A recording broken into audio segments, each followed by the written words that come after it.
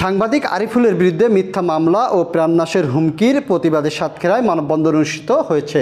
19 April শনিবার সকাল 11টার দিকে সাতক্ষীরা প্রেস ক্লাবের সামনে এই মানববন্ধন অনুষ্ঠিত হয়। সাংবাদিক সমাজের ব্যানারে অনুষ্ঠিত মানববন্ধনে কর্মসূচিতে বক্তব্য রাখেন দৈনিক সংগ্রাম পত্রিকার জেলা প্রতিনিধি আবু সাইদ বিশ্বাস, মাছরাঙা টিভির জেলা প্রতিনিধি মুস্তাফিজুর রহমান, ডিবিসি প্রতিনিধি বিলাল হোসেন সহ আরও অনেকেই। মানববন্ধন কর্মসূচিতে কয়েকশো সাংবাদিক অংশগ্রহণ করেন। মানববন্ধনে বক্তারা বলেন, আমি বলতে চাই, কথায় আছে ঠাকুর ঘরে কেড়ে আমি গলা খাইনি।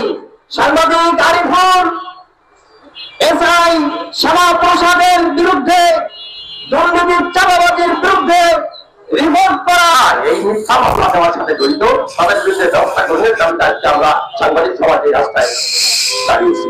আমি একটি কথা বলতে চাই, আজকে আরিফুল যখন নিউজটা করেছিল চাঁদাবাজি নিউজ, সেটা মূলত ছিল সাতক্ষীরা এসআই, আমাদের আশা করি তারা এসআই